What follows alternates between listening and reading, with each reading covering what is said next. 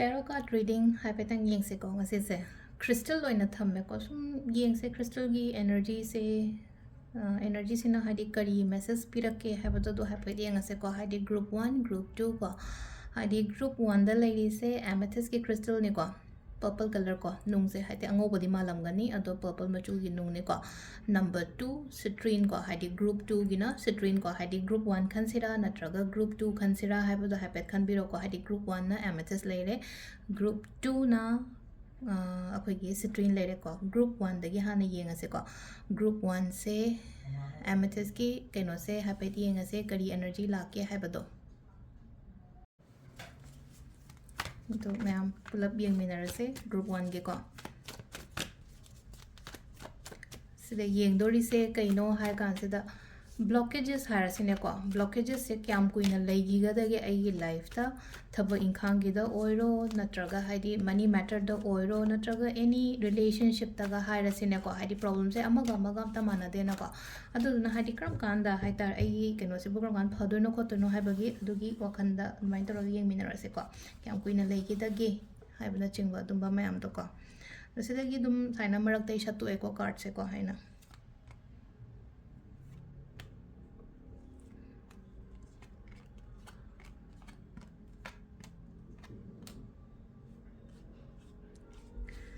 सिदा लेरे अहांबा खनबा को अहांबगी केनो एमेथिस्ट की खनबा ngैगी ओइना हारगदी को कार्ड मैम से सिदा लोइन लेरे को सिदा लेइसे को ब्लॉकेजेस ना हारगदी को लाक्तबदे नते लाक्ति लाएबो को पोचे लाआगा सु हेक फगद्रा काइना खल्लुरगा हेक अहांबददी यामना मौंग तादो मालगा हेक खरा सोइबगुंबसु यावगल्ली को अदो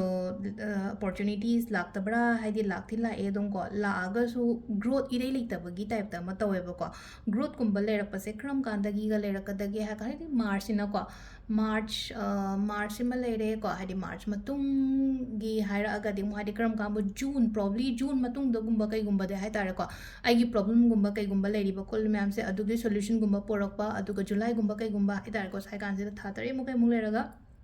जुलाई गुंबा से दना अमु कईनो कई तोगे है कान से द अमुका हेना आइंगोंद को अपॉर्चुनिटीज नि खंगदे मी दगा हारगा सो को हाइदी आइगी लाइफ द मी मता लाक्ते सिंगल ने काइन खलसे बको अदु कमाइ तोगदा हाइदी मी गुंबा लाकपसु ओइबा को हाइदी जून जुलाई मतुंग को हाइदी जून से ददी खरा खरा फबदी होरानी अदुगा जुलाई गुंबा से दगी एंगोंदा यामना केनो तोबा ओइना ओइ को एंड थबक से लाक्तबने दे लाक्ति म्याम लाए को खनबम खंगदबा चमम नबा खोटपा अदुमाइना गुंबा ले को ब्लॉकेजेस लेरी बसे दुम खितंग लेगिनी को एंड जून और जुलाई गुंबा कईगुंबा हाइदी सी कान से द को हाइदी फबा ओइना ओइ को अदो सिदा लेरे को हाइदी अखोगी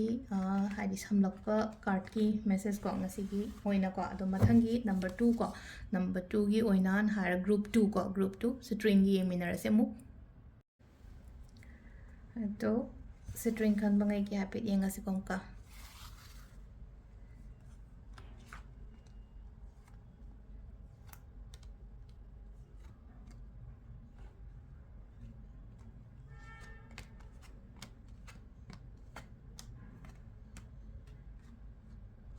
कार्ड से याम फजन लाए फजन लागसु को सिदा लेसे कोइना हाइदी ब्लॉकेजेस येंगबने ना ngasi की ओइना हारगदी ब्लॉकेजेस हाइना हारगदी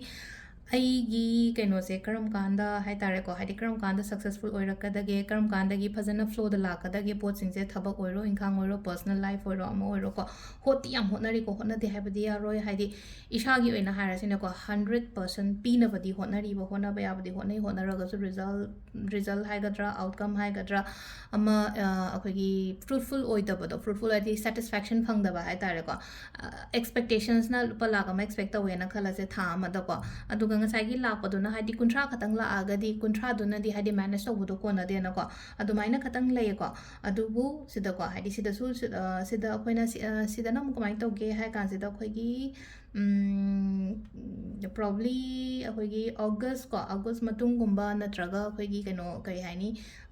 चाको मतम गुंबा काय साइ कान सिदा को हाइदी फ्लो द फजना लाकनी सिदन हाइदी पैसा नुसागी कैश फ्लो गुंबा लेरगदी को हाइदी पैसा लाकदबा पैसा फंगदबा लेरगदी को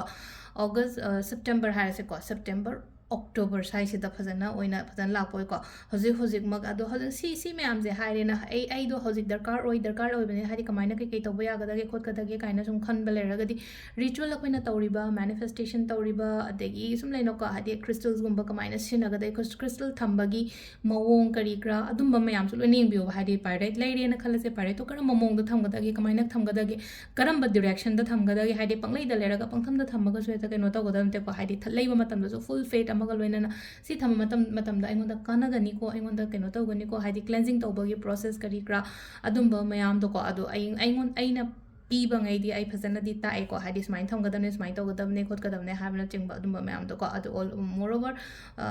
ऑल क्रिस्टल्स को हादि लेरिबा मैम से लोइना चार्ज तौबा ngaतने को हादि रे अइना हादि रे की एनर्जी का लोइना चार्ज तौबा ओइबनिना हादि तसेंगना हादि वर्क तौगनी बसेगी पोत मैम से को अदो सी ngasai gi sida la ena haide october da lakani na khallaga leiba su yade na ko adum marak sida leina ko new moon lakpa full moon lakpa portal lakpa khopa su gum mayam je amta lemna thagano loina use to ko ado sida leire ko gi samlakpa ngasi yoina blockages kam ko ina lege da ge egi life da habado do gi matang da ko thank you